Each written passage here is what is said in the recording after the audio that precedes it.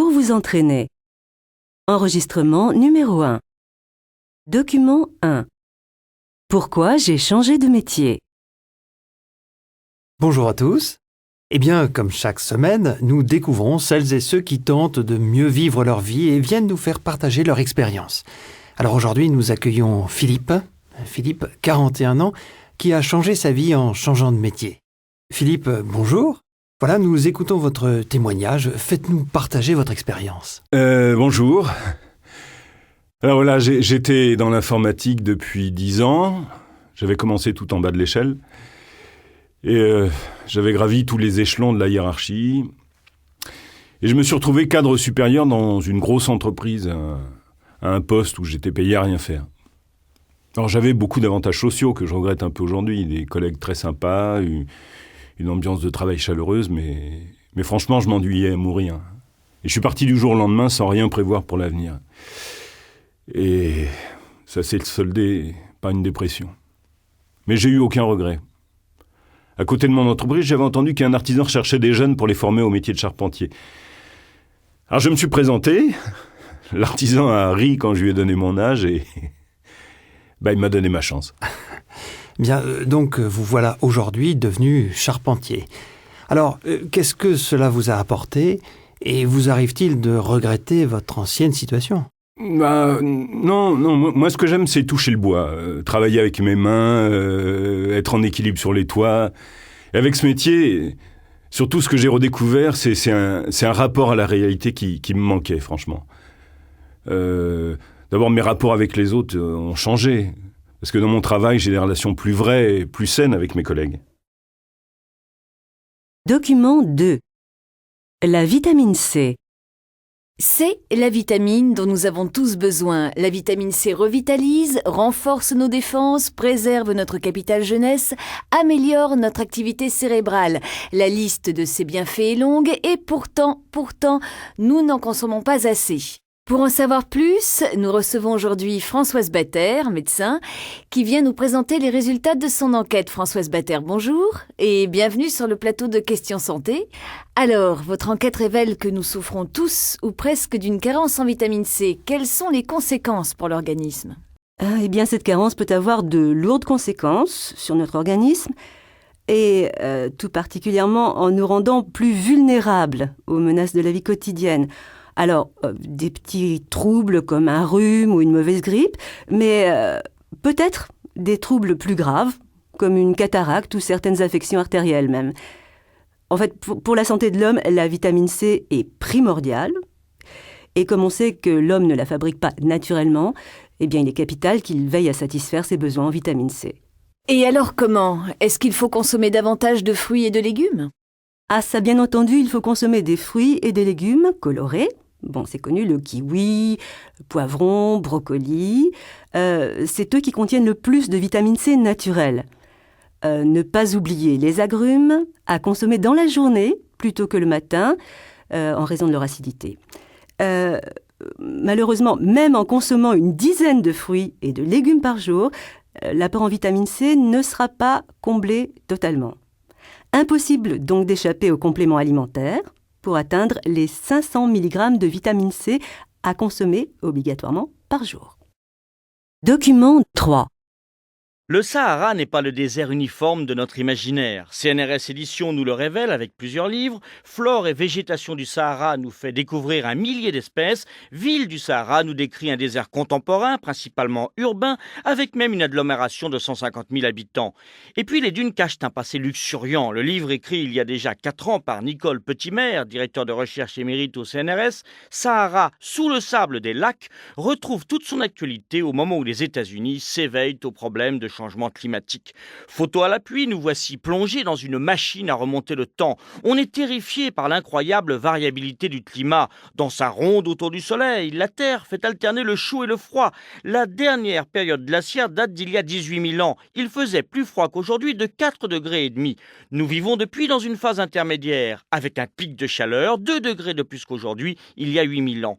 Du minimum au maximum, 7 degrés d'écart, pas plus. On mesure l'importance des 2 degrés que pourrait apporter notre industrie d'ici la fin du siècle. De quoi revenir des milliers d'années en arrière. Et le Sahara, pour simplifier, dans cette région, froid rime avec sécheresse, chaleur avec humidité. En plein cœur du désert, on trouve de gigantesques buttes de mollusques fossiles, des silex taillés, des gravures rupestres de girafes, antilopes et serpents, des dents d'hippopotames, des nids de guêpes fossilisées et des sépultures néolithiques. Il n'aura fallu que quelques millénaires pour transformer un paysage avec plein de grosses bêtes et des hommes en un désert hyper aride aujourd'hui. Mais le processus va s'inverser. Quand la planète se refroidira, le désert reculera dans 100 000 ans. Seulement voilà, entre-temps, l'homme l'aura sans doute réchauffé.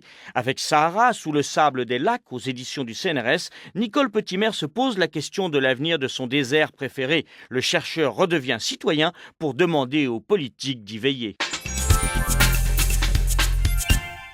Le CNRS vous propose toute la semaine prochaine, en partenariat avec France Info, un voyage aux confins des déserts. Grain de science, organisé dans les jardins du Trocadéro à Paris, vous convie à un parcours ludique dans la richesse des paysages désertiques et à de très nombreuses conférences et projections de films jusqu'à dimanche prochain, dépaysement intelligent assuré.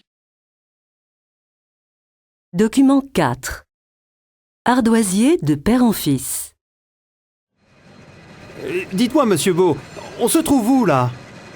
Bon, alors là, on est dans la fabrique d'ardoise de Morzine. C'est un village de montagne. Et là, vous voyez, les falaises sont riches de veines bleues d'ardoise. On en voit partout, tout le long de son corps de roche. Et ce que vous voyez, ça, c'est les toits des chalets traditionnels qui brillent. On voit un éclat bleuté, là. Et quel est votre métier ? Eh ben, je suis ardoisier, et dans ma famille, on a tous été ardoisiers de père en fils, et ça remonte au moins au XVIIe siècle. D'accord. Ardoisier, c'est un métier difficile, dites-moi. Ah bah oui. Ardoisier, c'est difficile, parce qu'il faut savoir tout faire. De l'extraction à la fente, en passant par la taille, et il faut même faire couvreur, parce qu'il en manque. Mais aujourd'hui, avec le tourisme, est-ce que vous avez toujours autant de travail ? Ah bah oui, le tourisme n'a pas tué l'ardoise. 3 chantiers sont encore en exploitation. Mais enfin, la production s'est appauvrie, car les filons d'ardoise sont pas éternels. Nous non plus. Enfin, aujourd'hui, le problème, c'est pas la vente. L'ardoise de Morzine a une renommée extraordinaire dans toute la région, mais également au-delà de la vallée. Disons qu'à l'heure actuelle, le problème, c'est plutôt la pénurie. Le tourisme, ça a fait évoluer l'utilisation de l'ardoise. Alors aujourd'hui, elle sert plus seulement à couvrir les toits des maisons traditionnelles. Elle plaît beaucoup aux touristes étrangers. Ils repartent tous avec des objets de décoration réalisés à partir des ardoises.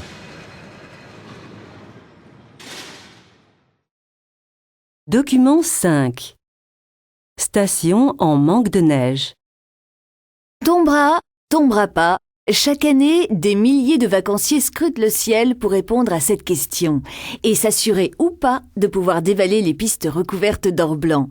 Dans les stations de ski, c'est l'affaire des spécialistes de la neige qui sont garants du bon enneigement des pistes. Fini l'attente inquiète des premiers flocons, les professionnels prennent les choses en main. Un défi à la nature et un savoir-faire devenu indispensable au développement économique des stations. Des professionnels qui ont une mission, gérer la neige, denrée rare, fragile et délicate. Difficile aujourd'hui pour une station de ski de faire l'impasse sur la production de neige de culture.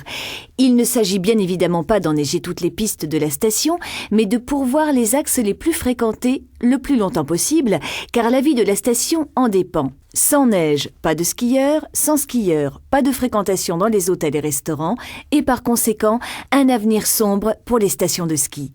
Aujourd'hui, l'extension du domaine skiable français et l'enjeu économique des sports d'hiver exigent donc une organisation solide et passe par une gestion stratégique de la neige.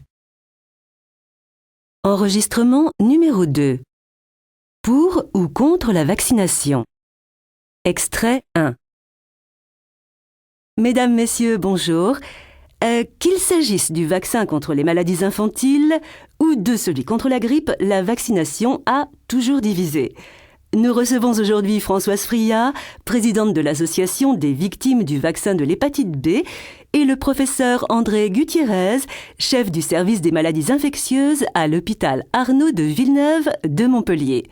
Alors, que pensez-vous de la vaccination ? Extrait 2. Notre association exige que chaque citoyen français puisse choisir ou non de se faire vacciner. Alors au départ, nous agissions pour plus de transparence, plus d'informations à l'égard de la vaccination, car nous pensons que les personnes doivent connaître les risques liés aux vaccinations. Et en plus de cela, depuis quelques années, nous militons également pour la liberté de se faire ou non vacciner. Et je tiens à indiquer d'ailleurs à ce propos que la France est le seul pays de l'Union européenne à avoir une législation si contraignante en matière de vaccination. Ah, tout à fait. Et de toute façon, on sait aussi qu'aujourd'hui, il n'est pas nécessaire de rendre les vaccinations légalement obligatoires pour que les gens se fassent vacciner, puisqu'on sait que 91,5% de la population y est favorable. Nous persistons également à avoir des doutes quant à la polémique qui touche la communauté médicale. Alors, d'un côté, de nombreux praticiens se font entendre pour modifier, voire supprimer la vaccination contre la tuberculose, qui est jugée inefficace. Et de l'autre côté, pour certaines maladies infectieuses comme la coqueluche ou bien la méningite, d'autres prônent au contraire un renforcement des vaccinations. Oui, enfin, écoutez, il y a une chose que vous oubliez, c'est que l'efficacité de la vaccination est sûre. Étant donné que les campagnes de vaccination ont permis l'éradication de la variole, la diminution de la fréquence d'autres maladies infectieuses graves et parfois mortelles, comme la poliomyélite ou encore la diphtérie, puis une réduction des cas de tétanos.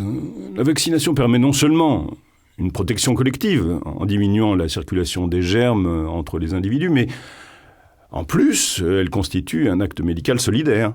Non, mais je suis d'accord avec vous sur ce point-là. Mais est-ce que vous ne pensez pas qu'il vaudrait mieux convaincre plutôt que contraindre ?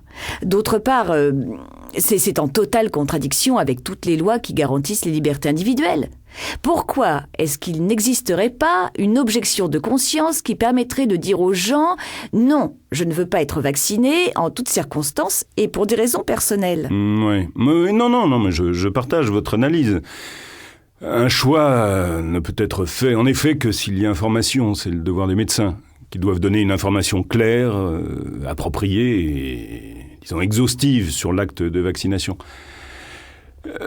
En plus, j'insiste sur le fait qu'on ne met pas un vaccin dans un document officiel s'il nuit au niveau individuel. C'est ridicule, je suis pas d'accord avec vous. Aujourd'hui encore, les familles ne savent rien. Elles font confiance à leur médecin de famille et elles se font vacciner les yeux fermés. Et ceci à leurs risques et périls. Je ne compte plus les lettres reçues de personnes vaccinées rencontrant des effets secondaires. La vaccination est pratiquée en masse, alors que nous réagissons tous différemment à un même produit. On peut donc pas dire que la vaccination sur telle personne est une protection, forcément. Non, pas tout à fait. Non. Je tiens à rappeler que la vaccination consiste à introduire dans l'organisme un microbe rendu inoffensif qui va stimuler les défenses naturelles en immunisant l'organisme contre une infection ultérieure. Donc les contre-indications à la vaccination sont peu nombreuses. Elles concernent essentiellement les allergies aux constituants des vaccins, qu'il s'agisse de la substance vaccinale elle-même, mais aussi des conservateurs, des supports contenant la substance vaccinale. Le respect des contre-indications et des précautions d'emploi permet de limiter les risques. Alors là, je ne partage pas votre avis. C'est justement ce point qui constitue pour moi et les membres de mon association l'essentiel de nos craintes vis-à-vis des vaccins. Nous œuvrons pour des preuves d'efficacité et d'innocuité qui, jusqu'à ce jour, n'ont jamais été fournies de façon scientifique et incontestable. Quand un vaccin est lancé, dès le départ, on sait qu'il y aura du dégât, qu'il ne sera pas efficace pour certains, et rien n'est fait. La preuve en est faite avec la vaccination de masse contre l'hépatite B, qui a entraîné une recrudescence de maladies neurologiques, comme la sclérose en plaques, la myopathie, les névralgies. Sans cette campagne de vaccination massive, tout cela aurait pu être évité. Oui, certes. Enfin, je vous rappelle quand même qu'à l'heure actuelle, aucune étude scientifique n'a mis en évidence de lien de causalité entre ce vaccin et la survenue de telles affections neurologiques. Bon, il est vrai que des effets secondaires fréquents, mais modérés, peuvent apparaître chez l'adulte. Mais en revanche, chez l'enfant, ils peuvent être plus importants. Alors, le vaccin peut entraîner une inflammation bénigne au point d'injection et, selon les vaccins, une petite réaction fébrile dans les 48 heures qui suivent, simulant parfois les maladies pour lesquelles ils ont été conçus. Enfin, les risques liés à l'utilisation des vaccins restent malgré tout minimes au regard de la protection qu'ils assurent. Je suis toujours perplexe quant aux risques liés à l'utilisation des vaccins. Professeur, vous nous dites que les risques sont minimes, et pourtant on constate que les adultes qui attrapent des maladies bénignes chez les enfants peuvent courir un risque grave. Je pense entre autres aux oreillons, à la rubéole. La durée d'effet du vaccin est-elle si limitée dans le temps ? Est-ce qu'elle sert vraiment à quelque chose ? Non, attention, parce que là, il semblerait que votre exemple ne soit pas lié à la qualité du vaccin, mais plutôt à la mise en œuvre de la politique sanitaire en matière de prévention. Aujourd'hui, la couverture vaccinale stagne autour de 85% chez les nourrissons, ce qui est insuffisant, et induit même des effets secondaires préoccupants du point de vue épidémiologique. Dans la mesure où il y a beaucoup moins de cas qu'auparavant, une personne qui n'a pas été protégée va grandir pendant longtemps avant d'en rencontrer un. Alors, ces maladies sont plus graves lorsqu'on les attrape plus tard. Autrement dit, ne pas faire vacciner son enfant revient donc à lui faire courir un risque médical individuel. Je pense que le maintien de la vaccination est donc indispensable. Enregistrement numéro 3. Les conditions de travail. Que désigne-t-on sous le terme de conditions de travail ? Alors c'est un concept, c'est une notion qui englobe l'ensemble des caractéristiques de la qualité de la vie professionnelle. Et les bonnes conditions de travail ne sont pas seulement celles qui ne provoquent pas directement des troubles. Souvent, un individu va prendre conscience de ses conditions de travail quand elles se détériorent. Nous observons depuis une dizaine d'années environ l'évolution de cette notion de conditions de travail. Autrefois, c'est vrai que certains accidents étaient considérés comme, je dirais, dans la juste lignée des choses. Je pense par exemple aux accidents mortels chez les professionnels du bâtiment. Aujourd'hui, chuter d'un toit ou d'un échafaudage, c'est vraiment inadmissible. Et grâce aux études menées sur les conditions de travail, celles-ci ont pu être vraiment améliorées. Et on voit depuis une vingtaine d'années, c'est vrai, le nombre d'accidents diminuer. Et en quoi consistent les études menées par la direction du travail et de la prospective ? Tout d'abord, l'amélioration des conditions de travail passe forcément par des études du terrain et puis surtout une meilleure connaissance des gestes professionnels. Effectivement, plus nous connaissons les habitudes des professionnels, plus nous pouvons les aider et améliorer leurs conditions de travail. Alors ensuite, nous combinons les résultats de nos recherches avec les apports de nombreuses disciplines scientifiques. Alors ça va de l'épidémiologie à la physiologie, la psychologie du travail, l'ergonomie aussi. Mais attention, l'évolution des techniques n'entraîne pas forcément une amélioration de la qualité de vie au travail. La réalité, c'est quand même quelque chose de plus complexe. Depuis les années 80, on assiste en fait à une intensification du travail et donc à l'apparition, je dirais, de nouvelles contraintes de rentabilité, à la fois chez les cadres et chez les employés. Et ça concerne en particulier le respect des normes et des délais beaucoup plus stricts. Par ailleurs, les ouvriers, les techniciens, eux, ils ont dû s'adapter pour répondre de plus en plus aux urgences et aux fluctuations de la demande. Enregistrement numéro 4. L'hyperacousie. Le 18 juin prochain aura lieu la Journée nationale de l'audition à Marseille. Au cours de cette manifestation, de nombreuses associations tenteront de sensibiliser et de prévenir le grand public des risques encourus par le niveau sonore de certains concerts, spectacles, salles de cinéma ou dans certaines discothèques. Les membres de l'association de sensibilisation à l'hyperacousie, ASH, seront présents le 18 juin pour alerter les jeunes sur les conséquences d'une surcharge de décibels et sur une maladie bien mal connue qui touche de plus en plus de jeunes, l'hyperacousie. Cette hypersensibilité aux bruits les plus ordinaires a des conséquences désastreuses pour l'individu qui en souffre. Des sifflements ou bourdonnements d'oreilles intempestifs, appelés acouphènes, ou plus grave, une surdité. En outre, les symptômes de l'hyperacousie indécelables et mal connus ne donnent droit à aucune prise en charge par les organismes sociaux. Et pourtant, l'hyperacousie est évitable. C'est pour cela que les membres de l'ASH, pour certains victimes, ont décidé de faire la chasse aux décibels en créant l'ASH. La nocivité du bruit dépend à la fois de l'intensité du son et de sa durée. 2 heures passées dans une salle de concert à 100 décibels présentent le même danger que 10 minutes de marteau-piqueur à 110 décibels. À ce niveau sonore, les cellules ciliées de l'oreille se froissent. L'oreille siffle, semble cotonneuse et ne récupérera toutes ses facultés qu'au bout de quelques heures. Si l'oreille est confrontée trop souvent à ce genre d'exposition, l'audition se détériore.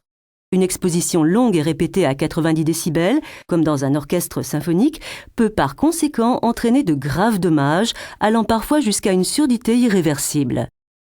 La surdité, par son coût, vient aujourd'hui en tête des maladies professionnelles. On estime que 2 millions de personnes sont exposées dans leur profession à des niveaux de bruit dangereux pour l'audition. Routiers, musiciens ou ouvriers du bâtiment présentent un déficit auditif moyen de 20 décibels. Plus de 2,5 millions de Français souffrent aujourd'hui d'acouphènes. Un excès de décibels provoque aussi des effets sur le cœur et la tension artérielle, engendre des troubles du sommeil, diminue les défenses immunitaires. Une loi fixe le niveau sonore maximum des concerts à 105 décibels en moyenne.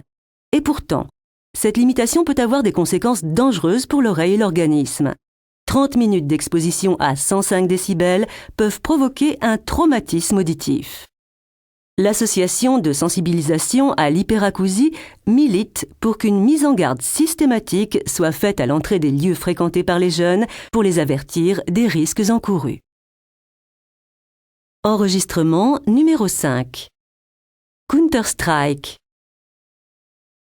Ouais, et vous jouez à quoi? À Counter-Strike.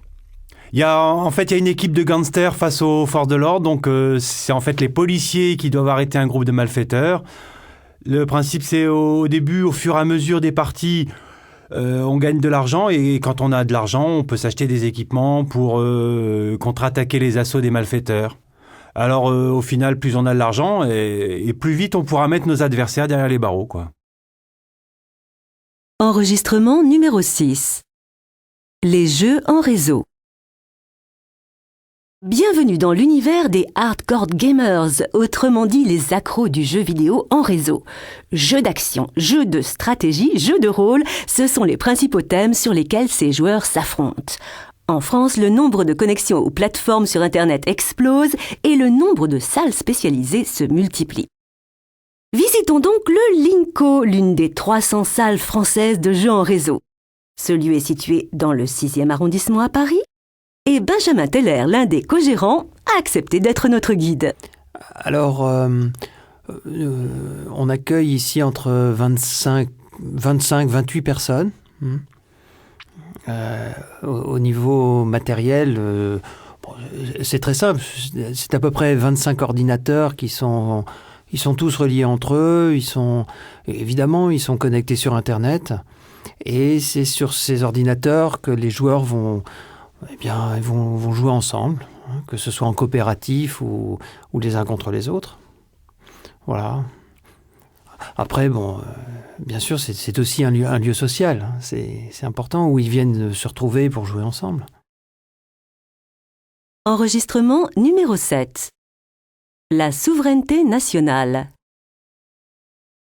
Les premiers accords entre les pays européens de l'Ouest ont ouvert une brèche dans la citadelle de la souveraineté nationale qui barrait la route à l'unité de l'Europe. Depuis 1000 ans, la souveraineté nationale s'est manifestée en Europe par le développement du nationalisme et par de vaines et sanglantes tentatives d'hégémonie d'un pays sur l'autre. Pour éviter tout retour à un passé de déchirement et de ruine qui a menacé la civilisation européenne, les hommes politiques européens de l'Ouest ont mis en place les fondations de la communauté européenne. Enregistrement numéro 8. Femmes chercheurs. Les femmes font-elles de meilleurs chercheurs? Aujourd'hui encore, dans les pays où les femmes ont la chance de poursuivre une carrière scientifique, elles restent nettement moins nombreuses que les hommes dans les laboratoires et voient trop souvent leur avancement retardé pour des raisons plus ou moins avouées. Selon Nathalie Frankel, directrice adjointe du CNRS, une femme scientifique doit fournir 2,5 fois la quantité de travail d'un homologue masculin pour avoir quelques chances de décrocher des fonds pour ses recherches. On doute encore de la créativité des femmes, de leur autorité et même de leur combativité. Pourtant, selon une étude menée par l'Institut Sophrès, les femmes ont développé de solides capacités d'organisation, font d'excellentes responsables, sont plus concrètes et plus orientées vers l'action. Et pourtant, elles doivent toujours, plus que les hommes, faire leurs preuves dans leur travail. Enregistrement numéro 9. Des semelles adaptées. Plus jamais mal aux pieds, c'est désormais possible. La vieille légende qui entoure le ski, c'est que les chaussures font toujours mal aux pieds. Trop rigides, trop droites, trop raides, trop dures.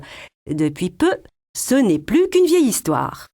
Un fabricant suédois vient de mettre au point une technique révolutionnaire qui vous permettra de retrouver chaussures à votre pied, enfin. Ce nouveau procédé s'appelle Skilite.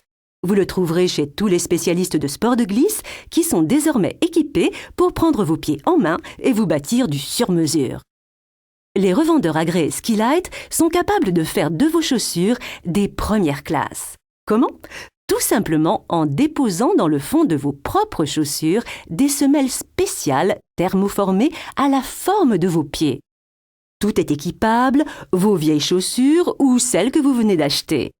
Le vendeur diagnostiquera le problème, prescrira la semelle adéquate, puis équipera vos chaussures avec les semelles magiques réalisées sur place immédiatement.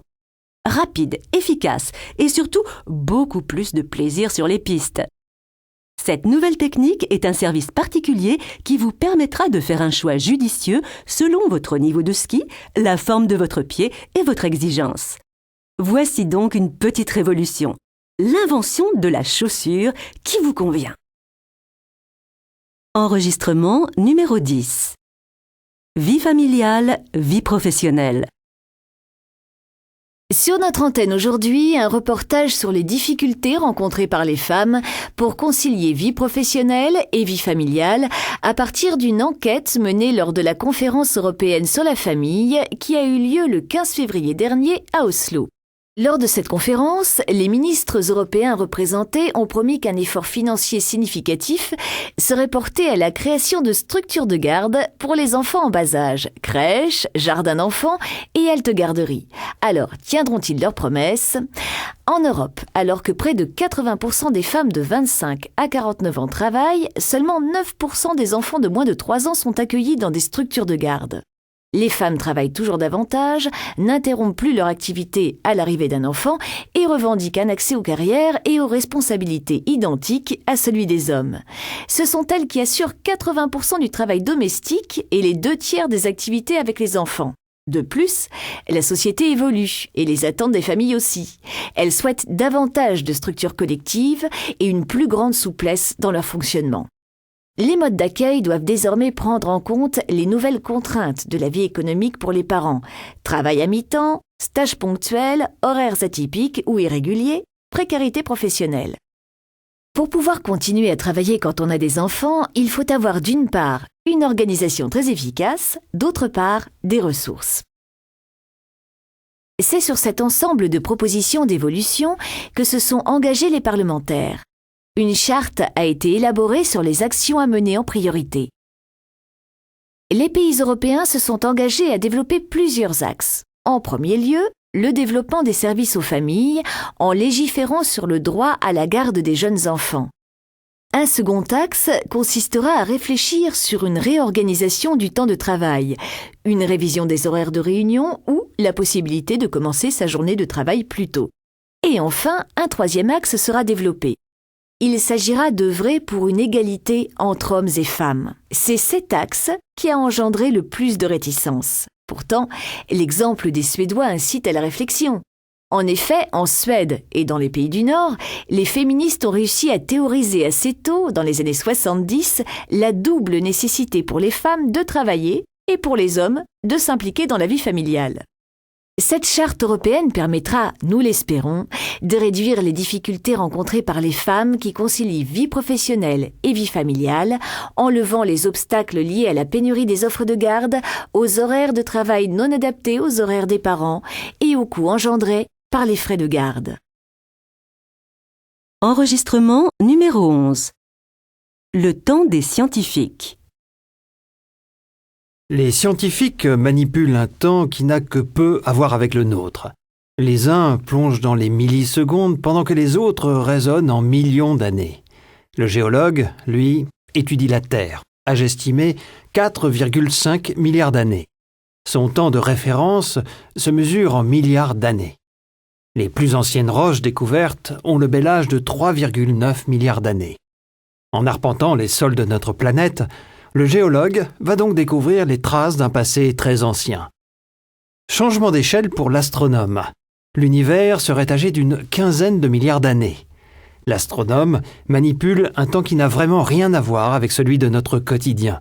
Une heure astronomique représente 625 millions d'années. Pour les physiciens et les chimistes qui traquent les particules de la matière dans l'infiniment petit, il faut aller dans l'autre sens. Le temps de réaction des molécules se mesure en quelques dizaines de dixièmes de seconde. Que les unités de mesure du temps soient infiniment grandes ou infiniment petites, nous avons très souvent du mal à nous y retrouver. Tout cela semble bien inaccessible pour nous simples mortels. Alors, ne serait-il pas plus simple de mesurer le temps de l'univers avec nos unités ordinaires telles que les heures ou les secondes ? Eh bien, nous avons posé cette question au professeur Andréi, directeur de l'Observatoire européen de l'espace. Les unités de mesure ne sont jamais que des conventions. C'est en quelque sorte un langage commun adopté par la communauté scientifique à laquelle j'appartiens. Cependant, nous ne pourrions pas mesurer le temps de l'univers avec les unités ordinaires que sont les heures, les minutes ou les secondes. Nous travaillons essentiellement en années-lumière, car c'est très parlant pour des objets astronomiques puisqu'elle nous dit automatiquement à quel moment a eu lieu l'événement que nous sommes en train d'observer. Et quel regard portez-vous donc sur le temps à l'échelle humaine, sur les unités de mesure ordinaires ? A priori, mon temps, c'est-à-dire le temps en astronomie et le vôtre, celui de la vie quotidienne, n'ont pas grand-chose à voir ensemble. Et pourtant, vous allez voir qu'il existe un petit lien entre nos deux mesures. Dans notre vie courante, nous avons besoin d'une échelle de temps réduite relative à nos activités. Alors qu'en astronomie, les temps caractéristiques des phénomènes que nous observons vont de la microseconde, voire moins, aux milliards d'années, et cela en relation avec les phénomènes étudiés. Pourtant, comme je vous l'ai dit, il existe une petite zone commune entre les deux temps. C'est le cas dans l'étude des phénomènes cycliques, tels que la comète de Halley qui revient tous les 76 ans dans notre système solaire. Cet ordre de durée, à l'échelle d'une vie humaine, se rencontre également avec les galaxies et les étoiles. Quand on étudie une supernova, c'est-à-dire l'explosion et la disparition d'une étoile, les astronomes doivent renoncer à toute autre activité.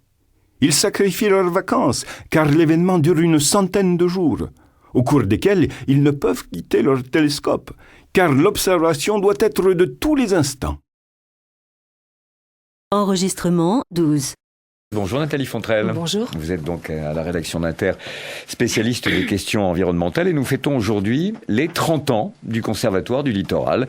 Depuis 1975, l'établissement public a protégé quoi ? À peu près 10% du linéaire côtier du béton ? Oui, ça représente 800 km de rivage. Alors dans les années 70, la Côte d'Azur avait déjà sacrifié sa côte à l'urbanisation, et c'est pour éviter que le littoral français ne devienne un mur de béton que le Conservatoire a été créé. Il rachète depuis les terrains grâce à des fonds publics. Et j'imagine qu'il n'est pas facile pour les communes de choisir entre la protection des paysages et les retombées économiques générées par l'urbanisation. Non, évidemment, mais elles se rendent compte que le vert peut valoir de l'or et que la nature attire les touristes. Et c'est souvent de plus en plus et à la demande des communes que le conservatoire agit. C'est le cas par exemple de l'île Tristan dans le Finistère.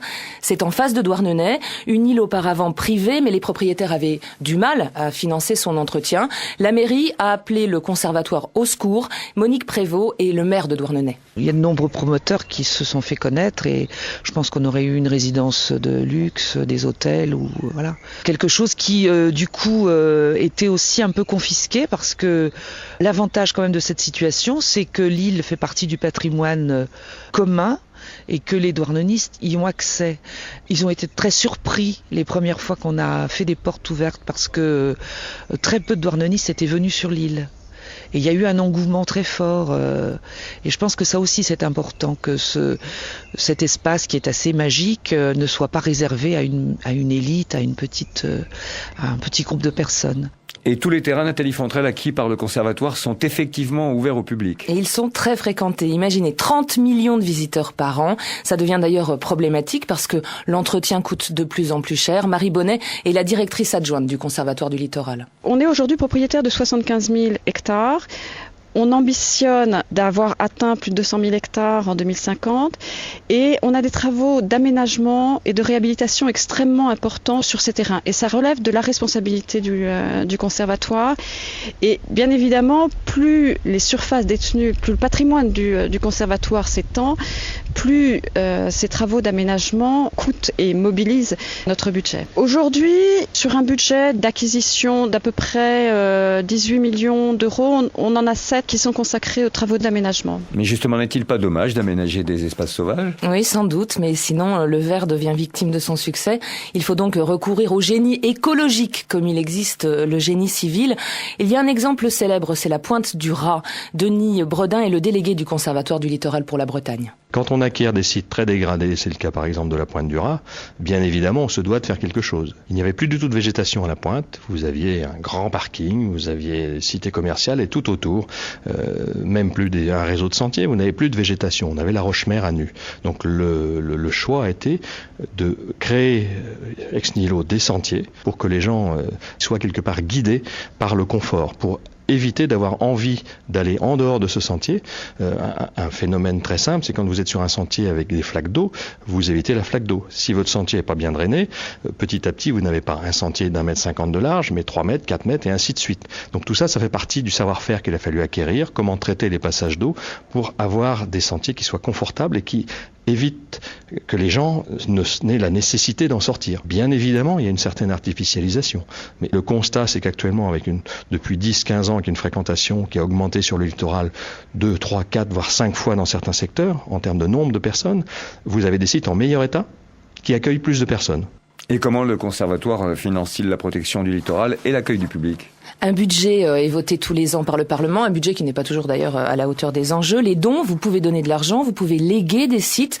Les entreprises privées, 9 fondations, Total, EDF ou encore la Banque Populaire aident le conservatoire. Et puis ça, c'est nouveau, la vente de produits partage. C'est le cas cette année avec la société Armor Luxe qui va commercialiser un t-shirt estampillé Conservatoire du Littoral et qui versera 1 € par t-shirt vendu, une somme destinée à financer l'aménagement de l'île Tristan dont on parlait tout à l'heure. Et c'est tout ça qu'on appelle le mécénat écologique. Oui, alors la question c'est de savoir quel est l'intérêt, évidemment, pour l'entreprise. Réponse du PDG d'Armor Luxe, Jean-Guy Lefloc. Notre intérêt est bien sûr avant tout commercial, mais au second degré, il est quelque part aussi éthique. On milite dans l'entreprise depuis 60 ans pour faire vivre des gens ici en Bretagne et avec le conservatoire, on a trouvé un vecteur de communication qui nous permet de vendre, j'espère, plus demain qu'aujourd'hui. Parce que vos produits sont plus chers ? Alors, nos produits sont fabriqués essentiellement en France, donc ils sont forcément plus chers que les produits chinois. Mais le consommateur a besoin quelque part aussi d'afficher son credo, ses croyances. Et le fait d'afficher un t-shirt fabriqué à Quimper avec en plus le logo du Conservatoire du Littoral, c'est bon, il aime bien, il achète et voilà, tout le monde s'y retrouve. L'entreprise, la marque et le conservatoire. Et si vous avez envie de visiter sur le papier avant d'aller sur le terrain, un très beau livre vient de paraître. Le Conservatoire publie cet ouvrage qui a pour titre aux éditions Gallimard, qui a pour titre Le Tiers sauvage, livre publié pour fêter ses 30 ans. C'est un livre qui est préfacé par Éric Orsena, signé de Éric Fotorino, avec des photographies, Nathalie Fontrelle, qui sont magnifiques. Elles sont magnifiques et les textes sont très beaux aussi. Enregistrement numéro 13. Virus, variole, vaccin. Depuis qu'aux États-Unis, une série d'attaques au bacille du charbon a défrayé la chronique, la peur des armes chimiques et bactériologiques s'est installée.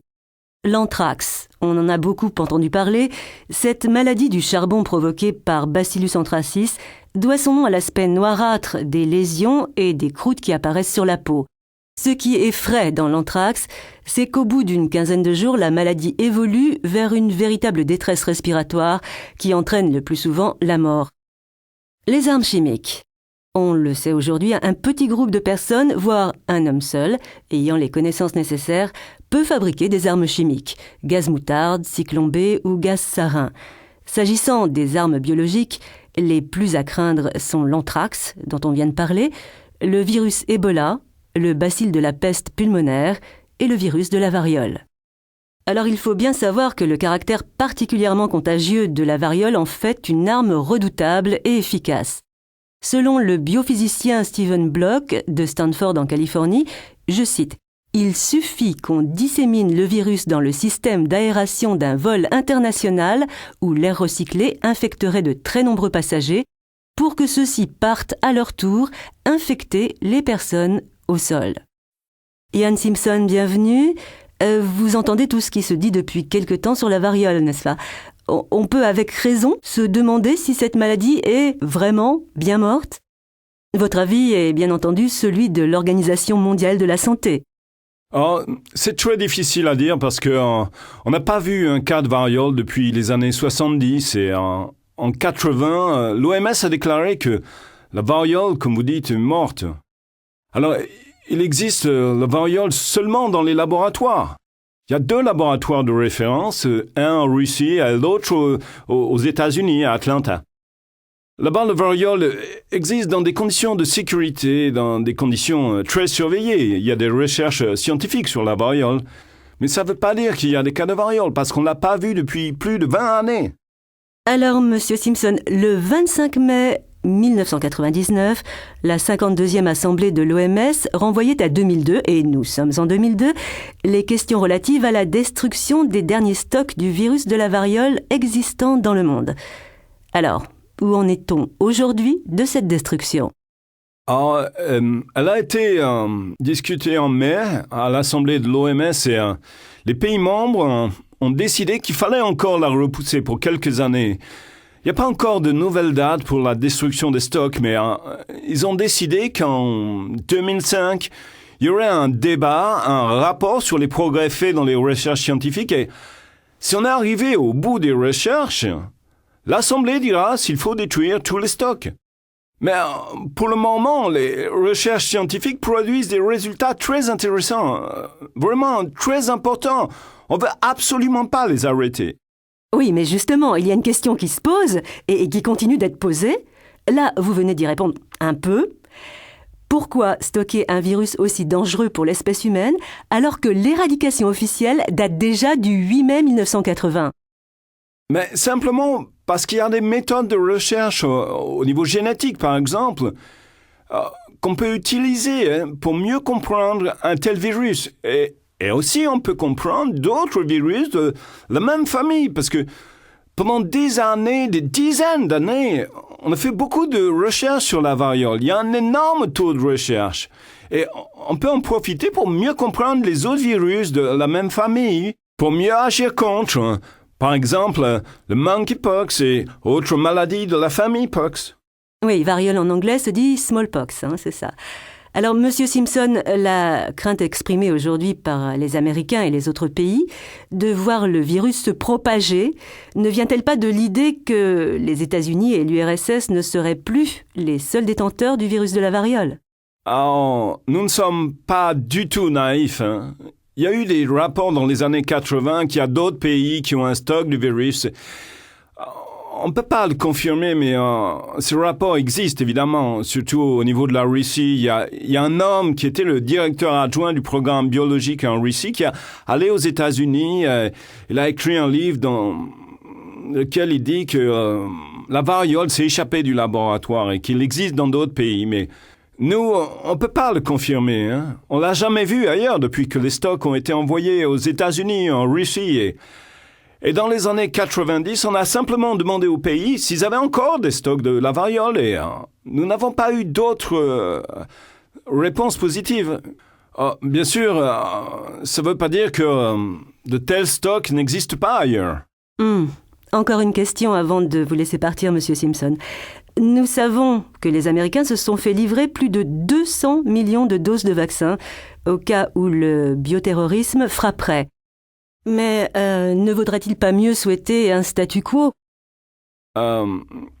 Oui, nous espérons très fortement qu'il n'y aura pas d'autres cas de la variole.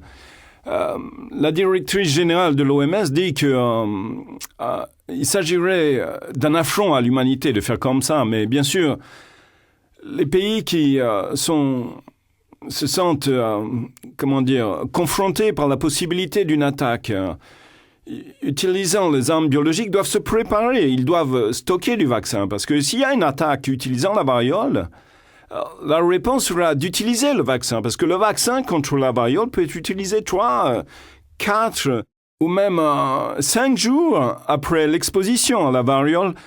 Donc, on utiliserait des techniques de vaccination de toutes les personnes qui ont eu des contacts avec la personne infectieuse pendant 4 ou 5 jours. Alors, si on fait ça, c'est ce qu'on a fait pour éliminer la variole du monde, alors on utilisera les mêmes moyens pour lutter contre n'importe quel nouveau cas, nouveau malade. Bien, Monsieur Simpson, je vous remercie infiniment pour votre contribution à cette émission. Merci beaucoup. Enregistrement numéro 14. 1001 lits. Dès la nuit venue, tous les habitants de notre bonne vieille planète dorment à point fermé. Mais dorment-ils tous de la même façon ? Vous vous en doutiez, eh bien non, notre bon vieux matelas n'a pas le monopole. Et c'est ce que nous révèle l'étonnante exposition qui a ouvert ses portes lundi à la Cité des Sciences et de l'Industrie, 1001 lits. Au cours d'un parcours à travers les âges et les civilisations, vous découvrirez qu'on ne dormait et qu'on ne dort pas de la même façon dans les différents pays du monde. Selon le lieu, le climat, la religion ou les habitudes culturelles du pays, les pratiques de couchage se sont adaptées, modifiées et ont évolué. Lit, tatami, natte, hamac, en pyjama, ou pourquoi pas tout nu, dans des draps, sous une couette. Eh bien, les pratiques de couchage sont multiples et se révèlent parfois surprenantes. Vous découvrirez par exemple les lits flottants des tribus indiennes qui pourraient se révéler bien inconfortables pour certains d'entre nous. L'homme a toujours recherché le confort et cette exposition met en évidence que cette notion est terriblement subjective d'une civilisation à l'autre.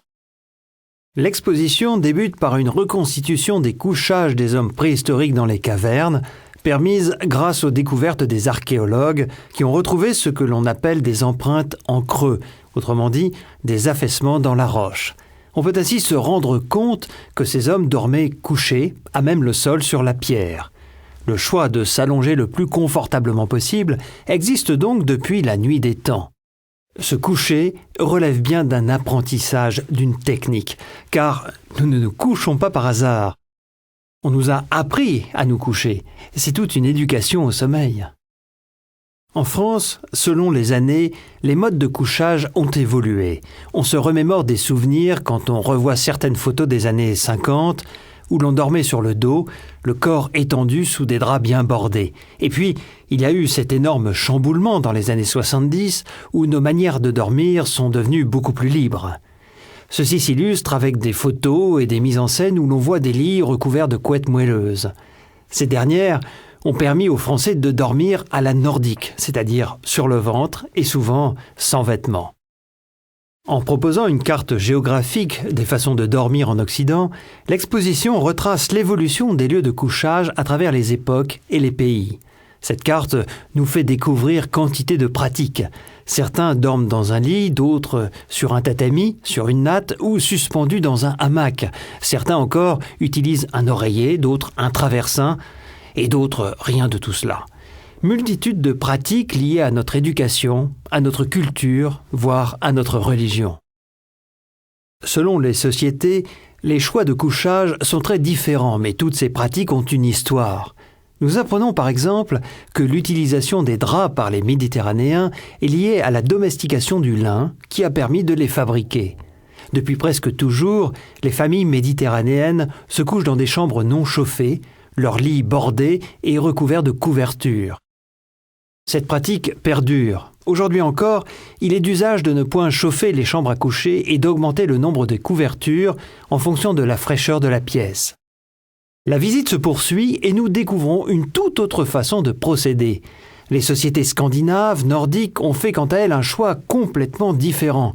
En effet, on voit sur des estampes que le choix de couchage dans ces sociétés froides est plutôt de dormir sur des lits chauffants ou chauffés, sans vêtements, sous une couette. Chez nous, dans les pays latins, réputés pour la douceur du climat, on se couche habillé sous des draps et sous une pile de couvertures.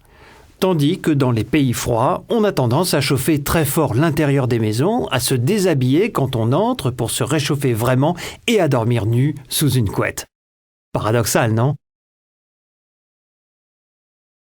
Enregistrement numéro 15. Extrait 1. Les saisons astronomiques. Saviez-vous que les saisons astronomiques n'ont rien à voir avec nos 4 saisons ? Car je vous le rappelle, le printemps, l'été, l'automne et l'hiver n'existent pas dans tous les pays. En Afrique, il n'y a que 2 saisons climatiques, la saison sèche et la saison des pluies.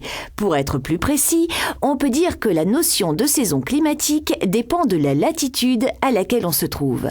Pour ce qui concerne la saison astronomique, il s'agit d'une division de l'année en 4 parties selon les solstices et les équinoxes. Extrait 2. Un nouveau genre de sorcier.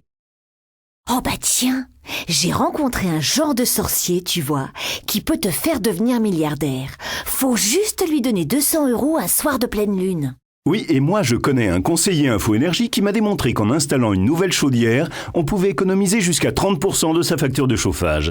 Ça fait justement à peu près 200 € par an. Tu vois, ça c'est pas sorcier. Extrait 3. Jour de grève. Défense du service public en France. C'est classique, vous le savez, il y a les pour et les contre. Ceux qui estiment que les fonctionnaires payés par les contribuables ne sont pas à plaindre, loin de là, et sont là pour servir le public, et puis ceux qui pensent que les revendications sont légitimes.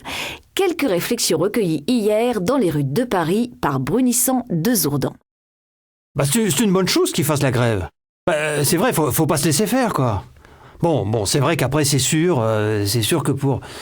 Non, c'est pénible, mais bon, moi, je le comprends. Je sais pas, en fait, ça m'embête pas tant que ça. Matériellement, des fois, c'est un peu compliqué. Ouais, c'est un peu compliqué, mais j'arrive toujours à me débrouiller si je le sais à l'avance, y a pas de problème. Non, moi, je prends pas ça mal du tout. Oui, je m'excuse, mais alors, défendre le service public en faisant grève, moi, je trouve ça un petit peu, contradictoire, hein. Parce que, justement, il y a une notion de continuité dans le service public. Donc, il faut que les usagers puissent à tout moment se servir du service public, justement. Enfin, c'est logique. Alors, si le droit de grève est inscrit dans la Constitution, en revanche, les abus ne le sont pas, hein. Par conséquent, on fait quand même penser aux usagers. Donc, tôt ou tard, il faudra instaurer un service minimum, parce qu'il n'y a pas de raison qu'on soit tous pris en otage, comme ça, il y en a marre, hein. Enregistrement numéro 16. Document 1. Le prix Nobel de la paix a été décerné cette année à Mohamed Younous, l'inventeur du microcrédit. Voici l'occasion de faire le point sur ce système avec Sophie Bessis, directrice de recherche à l'IRIS. Comment fonctionne aujourd'hui le microcrédit ? Alors le microcrédit, c'est quelque chose qui a été inventé effectivement par le dernier prix Nobel de la paix, Mohamed Younous, au Bangladesh, et il s'agit de prêter des sommes extrêmement modestes aux pauvres, pour prendre ce terme générique qu'on emploie beaucoup aujourd'hui.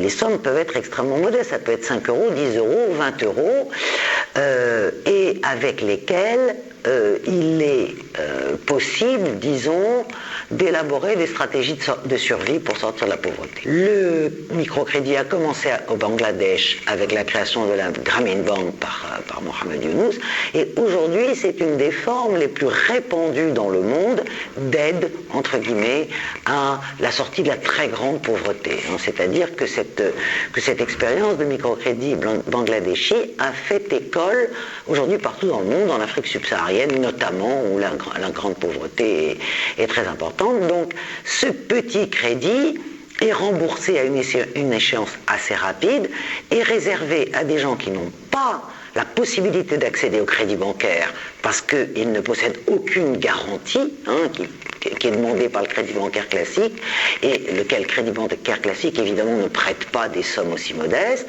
Et pour remplacer, disons, la garantie classique, eh bien, en général, dans ce type de microcrédit, le prêteur, c'est-à-dire l'organisme prêteur, l'ONG, etc., demande une garantie solidaire, c'est-à-dire que la communauté, la famille, le groupe doit se substituer à l'emprunteur en cas de défaillance de celui-ci. Donc voilà quelle est la solution, disons, au fait qu'il n'y a pas de garantie matérielle. Quel bilan on peut tirer aujourd'hui de ce développement du microcrédit dans le monde? Est-ce que c'est une solution qui est réservée aux pays en développement ou est-ce qu'on assiste dans les pays du Nord à un développement de ce type de prêt? Première approche, bilan très positif dans la mesure où effectivement le microcrédit a pu servir à la création de groupements productifs, à la sortie de la très grande pauvreté, etc. Mais enfin, c'est quand même quelque chose d'extrêmement controversé, le microcrédit aujourd'hui. D'abord parce que beaucoup disent qu'il ne s'agit pas d'un instrument de développement, mais un instrument de survie. En réalité, ça permet de sortir de la très grande pauvreté en utilisant des petits commerces minuscules, etc., de planter 3 aubergines et 4 tomates, d'acheter des semences, mais que le microcrédit ne permet pas d'accéder à l'étape supérieure, qui est l'étape du développement, l'étape de l'accumulation, en réalité. Ça, c'est une critique très importante qui a été faite. Et deuxième critique qui a été faite, il s'agit d'une solution technique, disons, à la sortie de la pauvreté, qui peut être tout à fait pertinente et qui peut être totalement utile dans un certain nombre de cas, mais les grands bailleurs de fonds aujourd'hui estiment et font comme si une solution technique pouvait remplacer le problème politique que constitue la pauvreté au niveau mondial. Pour l'instant, si vous voulez, 99% de ce microcrédit a lieu dans les pays en développement. Mais il y a quelques petites expériences intéressantes dans un certain nombre de pays du Nord. Si je ne me trompe pas aux États-Unis, mais même en France aussi, de développer des systèmes de microcrédit à l'intention des plus pauvres également. Document 2.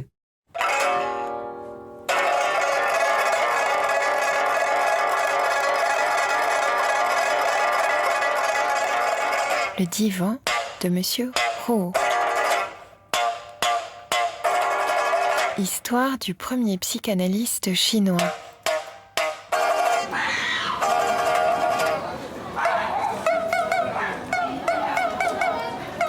Un feuilleton documentaire de Marie-Hélène Bernard.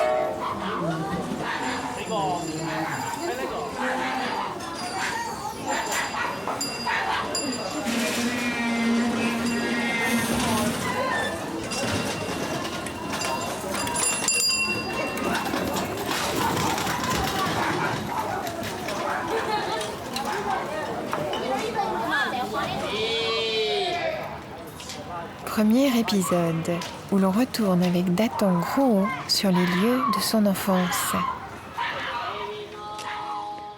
Document 3. En Amérique du Nord, les gens mangent beaucoup parce que les portions sont plus grosses. Ils mangent plus parce que la cuillère qu'ils utilisent est plus grande, le verre plus large, le bol plus gros, ou parce que les plats de service sont restés sur la table.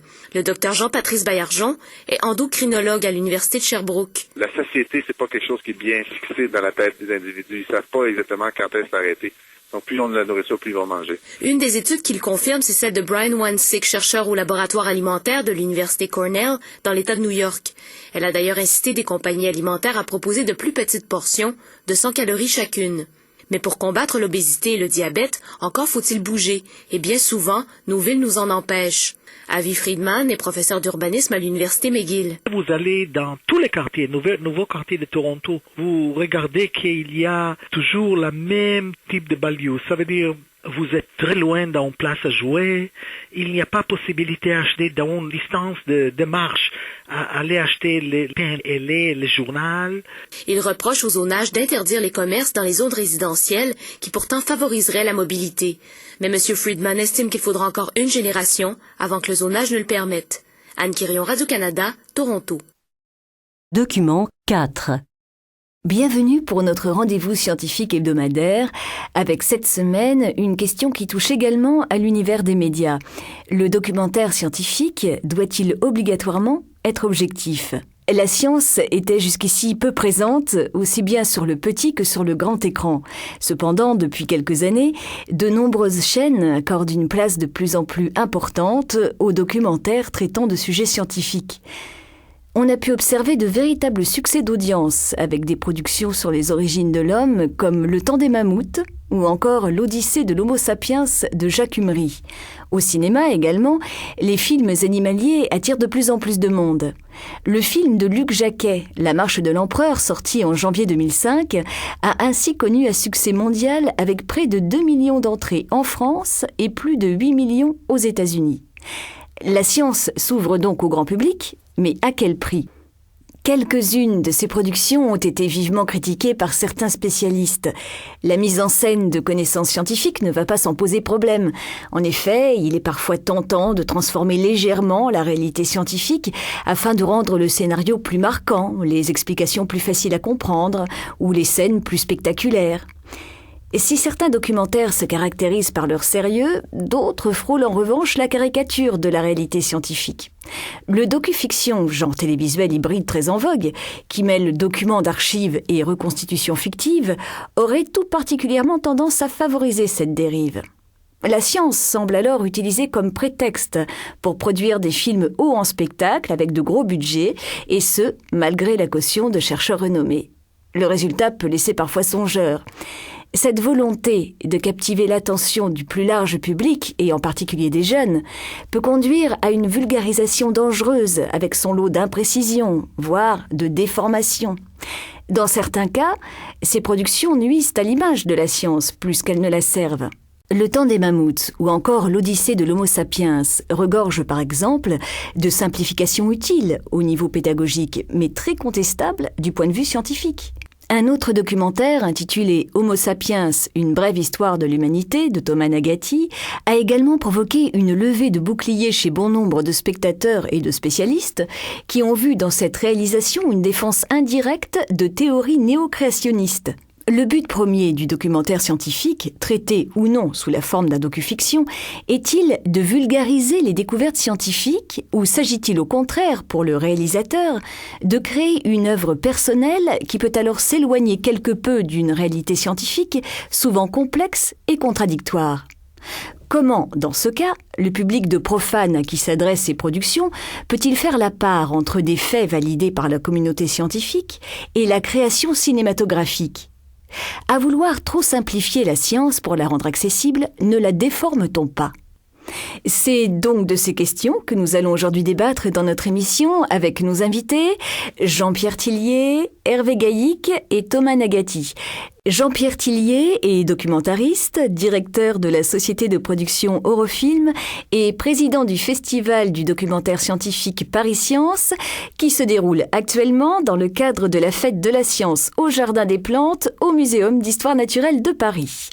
Hervé Gaillic est également parmi nous. Il est responsable des documentaires scientifiques, médicaux et historiques sur France 4. Et enfin, Thomas Nagati est documentariste, réalisateur, producteur à Science Movie et auteur d'Homo sapiens, une brève histoire de l'humanité, dont nous avons déjà parlé, mais aussi plus récemment d'un film remarqué intitulé Tchernobyl ou les oubliés de la catastrophe nucléaire. Document 5. D'accord, pas d'accord, pour, contre, on ne sait pas. D'accord, pas d'accord, la radio dans tous ses débats. Alors, sujet du jour, le MQB pour Musée du Quai Branly. Un an après son ouverture, le Quai Branly, dernier né des musées parisiens, dépassait les 1,5 million de visiteurs. Alors comment rester indifférent face à ce nouveau temple à l'architecture monumentale destiné à accueillir les arts et civilisations de peuples dont la culture n'a pas l'Occident en partage ? L'un accable, l'autre défend le fruit de ce projet présidentiel. Donc avec nous aujourd'hui sur les ondes de RFC, Valérie De Salles, archéologue, bonjour, et Antoine Garcia, journaliste. Enregistrement numéro 17.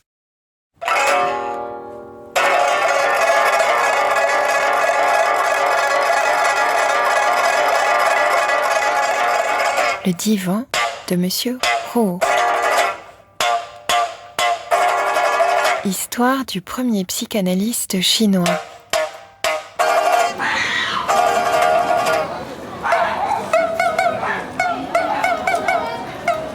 feuilleton documentaire de Marie-Hélène Bernard.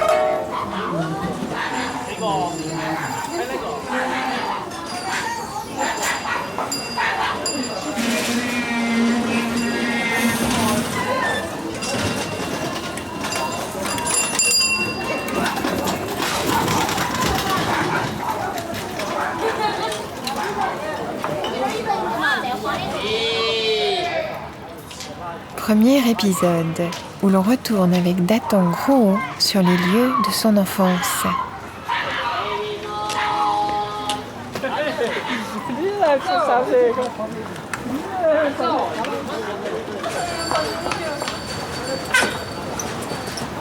La voiture ne peut pas passer. Très étroite. Simplement, c'est les questions. C'est que le pouce. C'est que le pouce, oh, oui, qui passe. 行啊，哎，我们原来住就住那儿那个2楼，左边那个。嚯！啊，我觉得就是这个，就这个2楼噻。啊，挺低的。90年代的时候，90年代中期，96年的94年94年的时候，93、94年又换了人了噻，93、94年。最早60年代我们就说这儿原来是个院子。然后院子拆了以后重新修的。哎，他要就说喊我讲下我的童年。哦，讲的童年。哎，他法国一个电台的记者。哦。谢了哈，哎。Je suis venu à Chengdu dans ces cours au début des années 60, jusqu'à que j'ai terminé mes études de l'université. C'est-à-dire jusqu'à 92.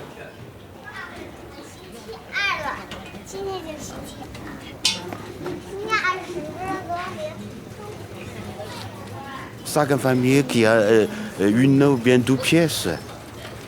Et puis on fait la cuisine dans les cours. Et puis tous les enfants qui jouaient dans les cours. Voilà. Donc chaque famille sait qu'est-ce qu'on mange.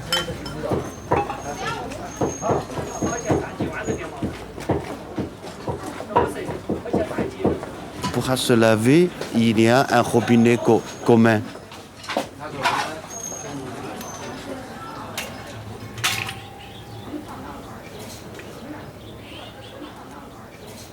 Ma grand-mère paternelle vivra avec nous. Elle est illettrée, mais elle est donc travaille beaucoup, tous les temps, tous les jours. Et puis aussi, elle est très sympathique, surtout par rapport à ma mère. Ma mère est très, qui est relativement très sévère, oui. Oui.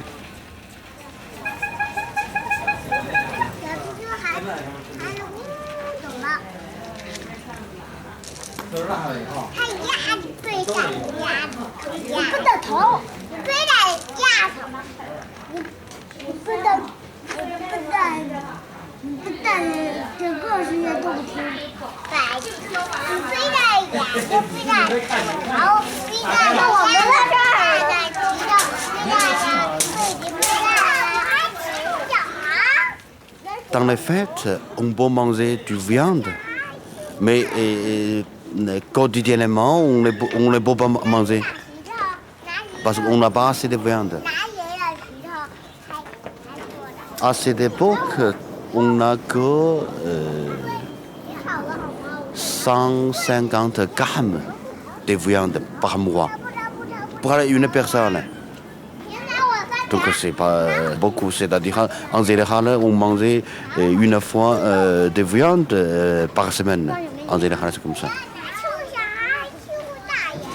Alors pour la fête, dans ce cas-là, on a double de viande.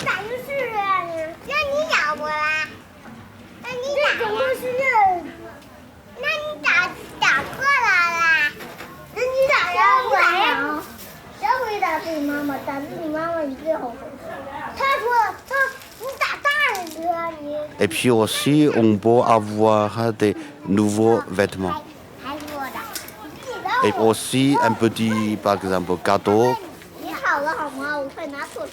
Pour les garçons, c'est une pistolet à eau.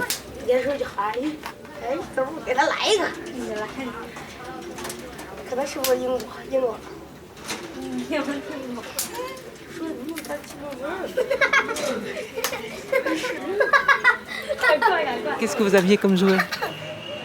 Il n'y a pas. Il n'y a pas.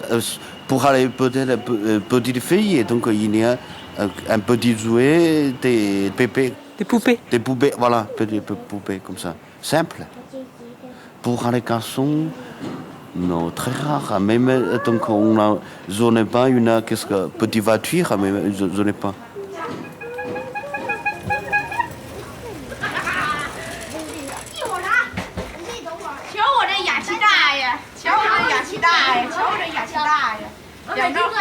Il y a des combats entre les petits enfants. Et entre les adultes? Les adultes aussi, parce que les questions, c'est les relations très compliquées. Les adultes sont en même temps, c'est les collègues de travail, et aussi en même temps, c'est les voisins.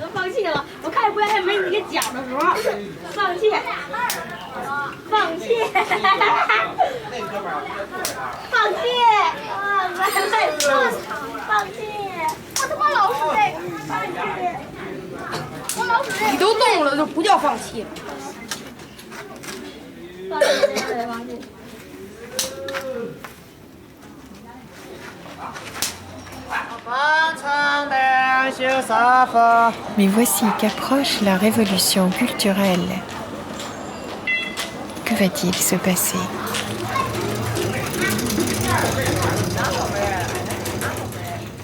À suivre sur arteradio.com.